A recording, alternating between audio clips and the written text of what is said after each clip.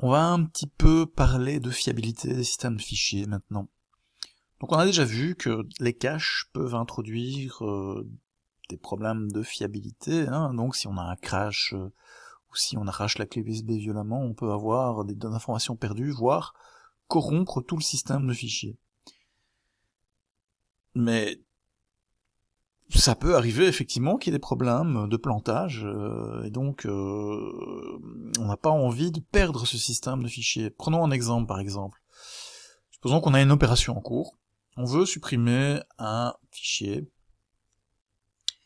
Donc en fait, la première chose à faire, c'est supprimer l'entrée du fichier dans le répertoire.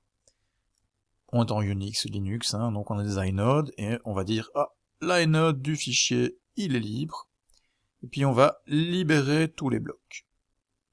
Bon alors, si maintenant il y a un plantage après 1, qu'est-ce qui se passe? Ben en fait, on a supprimé le fichier, mais on a toujours un inode qui place dessus, qui pointe dessus, ce qui est vraiment embêtant, parce qu'on a dit tiens, ce fichier n'existe plus, mais on a toujours un inode qui pointe dessus, mais qui en fait, comme on a supprimé l'entrée dans le fichier, cet inode, il est perdu quelque part.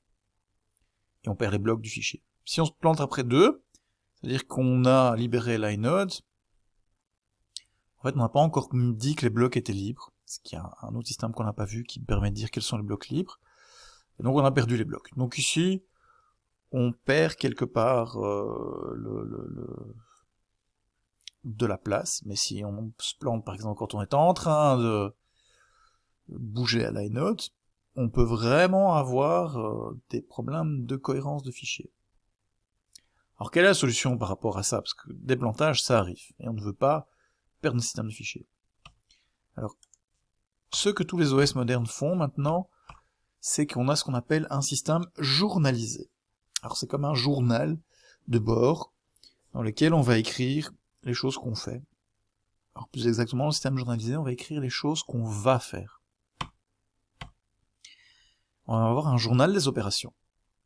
Donc avant de faire une opération, on va écrire « Ah là, je vais faire ceci ». Donc je vais aller supprimer ce fichier, donc c'est-à-dire enlever son entrée, enlever son inode,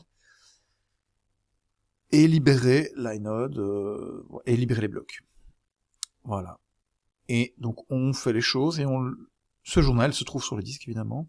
Chaque fois qu'on fait une opération critique, en fait, donc on va la noter avant le journal, puis on la fait, puis on dit qu'on l'a fait. Comme ça, si ça crache, en fait, il suffit de réexécuter les opérations qui n'ont pas encore été exécutées.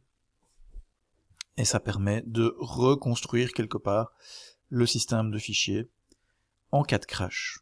Donc ça marche dans la plupart des cas. Évidemment, on peut imaginer des scénarios vraiment critiques, mais dans la plupart des cas, ce système marche très très bien et a vraiment beaucoup augmenté la fiabilité des systèmes de fichiers.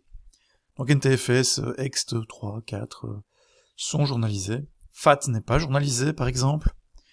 C'est une raison par laquelle quand vous arrachez votre clé USB sans la démonter, ou sans l'éjecter en Windows, eh bien on peut vraiment avoir une corruption de ce système de fichiers, et donc perdre des données qu'il y a sur la clé, parce qu'on n'a plus les informations qui permettent de reconstruire le système de fichiers.